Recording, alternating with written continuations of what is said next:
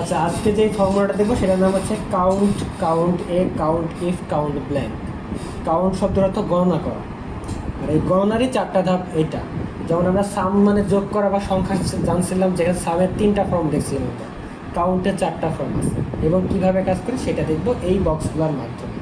আমাদের এখানে কিছু বক্স দেওয়া আছে, যেখানে কিছু ফাঁকা ঘর দেওয়া আছে বা এমটি প্লেস দেওয়া আছে, কিছু সংখ্যা আছে, কিছু ফ্রুটসের নাম দেওয়া আছে, মানে টেক্সট এক কথা।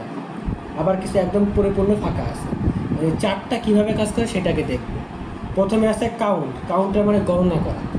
এখন শর্ত হচ্ছে কাউন্ট শুধু সংখ্যা গণনা করবে, কোনো টেক্সট গণনা করবে না। টেক্সট বলতে অ্যালফাবেট, যেগুলো ABCD এরকম, এগুলো গণনা করবে না। ও শুধু সংখ্যা 1 2 3 4 নিউমেরিক কোড বলি না আমরা, 0 থেকে 9 পর্যন্ত, বা তার সাথে যুক্ত হলে 2 সংখ্যা 3 সংখ্যা, এই ধরনের কোড বা সংখ্যাগুলো গণনা করবে কাউন্ট।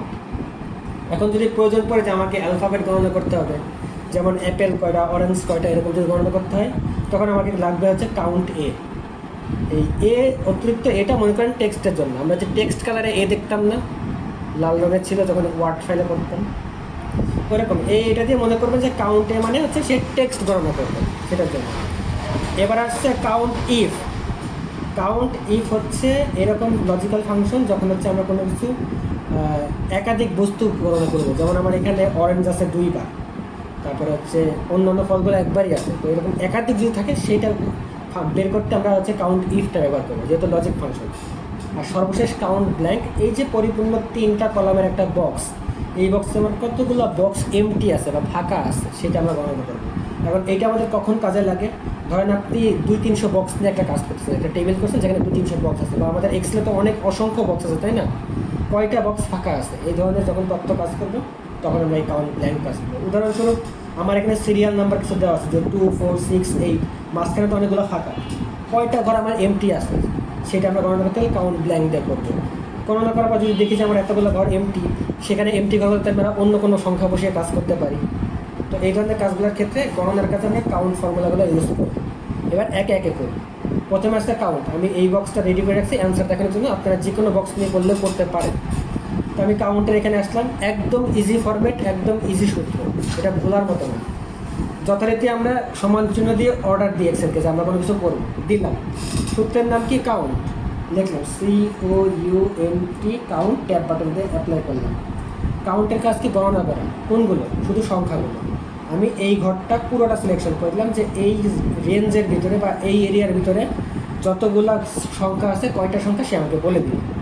জাস্ট ইন্টার করে দিই, সিলেকশন করা শেষ, ইন্টার করে দিই। দেখেন 5টা সংখ্যা আছে, একটু গণনা করে দেখেন। 10 নিচে একটা, 8 6 4 2, এই মোট 5টা সংখ্যা আছে। তাহলে এখানে তো ঘর ছিল আরও বেশি, ফাঁকা ঘরগুলো কিন্তু সে কাউন্ট করে নাই, গণনা করে নাই, শুধু সংখ্যা করে দিচ্ছে। এখন যদি আমি কাউন্ট এতে যাই, যে আমি সংখ্যা না, এবার শুধু আমি টেক্সট গণনা করবো, এই টেক্সটগুলো, তাহলে সেম সূত্র আমরা ইকুয়াল দিব, দেওয়ার পর লিখবো COUNT কাউন্ট এ, ট্যাব বাটন দিয়ে অ্যাপ্লাই করলাম। কাউন্ট এ যেহেতু শুধু টেক্সট গণনা করে, তাহলে অনলি টেক্সটগুলো সিলেকশন করে দিলাম, পুরো ঘরটা ইন্টার দিলাম। এ দেখেন এটাও 5টা। অ্যাপেল অরেঞ্জ আছে 2বার, তাহলে 3টা হলো, ব্যানানা আর লিচি, এও 5টা, বাকিগুলো কিন্তু নেয়নি। এবার আসছে কাউন্ট ইফ। কোনো বস্তু বা কোনো বিষয় যদি একাধিকবার থাকে, যেমন কোনো ব্যক্তির নাম একাধিকবার থাকতে পারে, আমরা সামে করছিলাম যে ক্যাপ্টেন আমেরিকা বা হচ্ছে ইত্যাদি একাধিকবার ছিল, এরকম একাধিক বস্তু খুঁজতে হলে কাউন্ট ইফ লাগবে। সমান চিহ্ন দেবো সূত্রের জন্য, COUNTIF, ট্যাব বাটন দিয়ে অ্যাপ্লাই। নির্দেশনা যদি ফলো করি, প্রথমে আছে রেঞ্জ, যে কোন এরিয়ার ভিতরে আমি খুঁজবো। আমরা সাম ইফেও কিন্তু রেঞ্জ করছিলাম, তাহলে আমি এই রেঞ্জটা দিলাম যে আমি এর ভিতরে খুঁজবো, এই অংশের ভিতরে আমি খুঁজবো যে কতবার আছে। এবার কমা দিচ্ছি। ক্রাইটেরিয়া কি খুঁজবো? আমি খুঁজবো অরেঞ্জটা কয়বার আছে।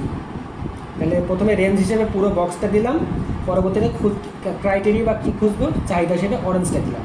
জাস্ট ইন্টার করে দিই, এটা অরেঞ্জ 2বার আছে, সে কিন্তু দেখাই দিচ্ছে, এই একবার আর এই একবার। আর সর্বশেষ হচ্ছে কাউন্ট ব্ল্যাঙ্ক। ব্ল্যাঙ্ক মানে ফাঁকা স্থান, আমরা জানি।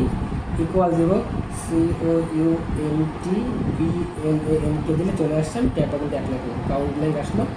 আমি পুরো টেবিলটা দেবো, যদি কেউ চায় যে হচ্ছে আমি অল্প একটু দিব, অল্প একটু দিতে পারে, কেউ চাইলে পুরোটা দিতে পারে। তা আমি এই পুরো টেবিলটা দিলাম, তাহলে আমার এই পুরো টেবিলের ভিতরে যত অংশ ফাঁকা আছে সব চলে আসবে। কেউ যদি চায় যে আমি শুধু এই রটা দেবো, দিতে পারে, এই সরি রটা না, কলামটা, এই কাউন্টটা দেবো, তাহলে তাও দিতে পারে। তাহলে আমি যে পুরোটা দেওয়ার পর ইন্টার দিই, আমার এই পুরো বক্সে 20টা ঘর ফাঁকা আছে, সে কাউন্ট করে আছে। সেমভাবে আমি যদি এই পাশে আবার করি যে ইকুয়াল COUNT তারপরে ব্ল্যাঙ্ক ট্যাগ দিলাম, আমি অনলি এই ঘরটা দিব। তাহলে এই ঘরে তো আমার লেখাও আছে ফাঁকাও আছে। কয়টা ঘর ফাঁকা? দেখেন 5টা ঘর লেখা আছে, 5টা ঘর ফাঁকা আছে, সে দেখাই এইরকম। তো এই হচ্ছে ফরম্যাট। সূত্রগুলো খুবই ইজি, উপরে জাস্ট লিখে ট্যাব দিয়ে নিয়ে আসলেই হবে।